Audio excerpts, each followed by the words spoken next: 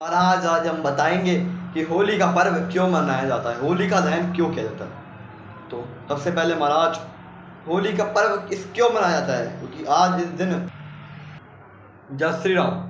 आज हम बताएंगे होली का पर्व क्यों मनाया जाता है, किस कारण से होली बनाई जाती है। बंधुओं, आज के दिन, होली के दिन, जब हिरदोई राज का राजा हिरण्यकश्यपु, उसका पुत्र था प्रहलाद महाराज, और उस प्रहलाद जी महाराज की माता जी का नाम था कयादू। वो स्वभाव से ही भक्त वत्सल थी। तो प्रहलाद जी महाराज भी भक्त हुए।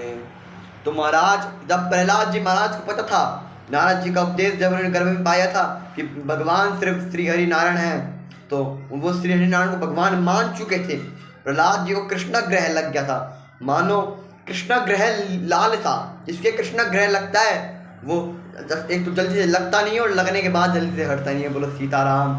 महाराज, ये 9 प्रकार ग्रह होते हैं, नवग्रह, उनमें से एक ग्रह होता है कृष्ण ग्रह। वो किसी को जल्दी से पकड़ता नहीं है, और पकड़ता है फिर जल्दी छोड़ता नहीं है। क्योंकि जो मछुआरे होते हैं, वो जो नीचे जब मछली पकड़ने के लिए लगाते हैं ना कांटा, उसको बोलते बंसी।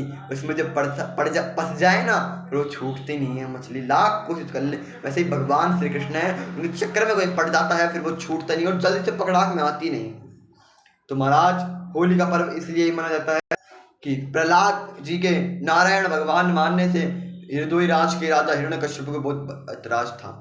अब वो कहते थे कि मुझे भगवान मानो, मैं सर्व अंतर्यामी भगवान हूँ। तो प्रहलाद जी महाराज मना कर दिया करते थे, नहीं पिताजी, आप भगवान नहीं हो। पिता पिता होता है, भगवान भगवान होता है। आप जन्म देने वाले हो, पर ये बात मानिए, आप जन्म देने वाले हो, और पिता पिता होता है, भगवान भगवान होता है। तब इस प्रहलाद जी की इस बात हिरण्यकश्यप को उस दिन से ही प्रहलाद जी को मारने की लगन लग गई कि इसको मारना है।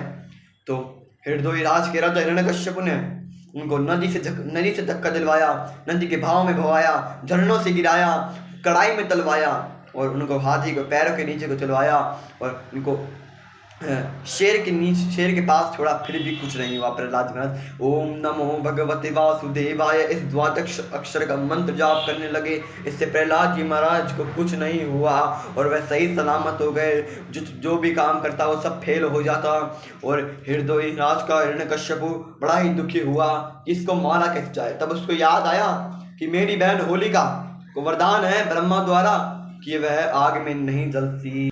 तो ब्रह्मा जी ने उससे ये भी कहा था कि तुम धर्म के लिए लड़ोगी, तुम आग में नहीं जलोगी, पर तुम भगवान के भक्तों को सताओगी, अधर्म करोगी, तब तुम जल जाओगी।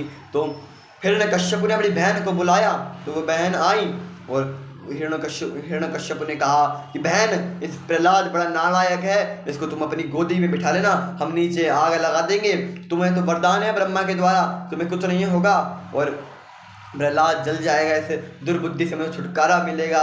तब उसकी बहन ने हिम्मती मारी गई, उसने हाँ कह दिया। तब फिर हिरदोई राज के राजा हिरण्यकश्यप ने उस इंतजाम करा, लकड़ी लगाई और जलाया। तो प्रहलाद भगवान श्रीमन नारायण नमो नमः ओम नमो भगवते वासुदेवाय का जाप करने लगे। तब प्रहलाद जी महाराज बच गए, और उसने जैसा वरदान तक यानी अच्छी करेगी तो मरेगी, तो वैसे ही होलिका जल गई। इसलिए पर्व मनाया जाता है होलिका का। भगवान ने भक्त की रक्षा करी थी, तब से ही यह पर्व मनाया गया होलिका का। महाराज, ये बड़ा ही सुंदर पर्व है। तो महाराज, मैं कहता हूँ कि इस दिन से ही तुम अपना इष्ट देव नरसिंह महाराज को मान लो। महाराज, नरसिंह जी आप हमारे और हम आपके, जब कोई नहीं आता मेरे नरसिंह आते हैं। महाराज, एक बार भगवान श्री नरसिंह जी को अपना समर्पण कर दो, न तुम्हारे घर में सुख शांति किस पीड़ा टट जाएगी महाराज, और न किसी और धर्म के मजहब गुरु में पढ़ना, एक सनातन धर्म में पड़े रहना।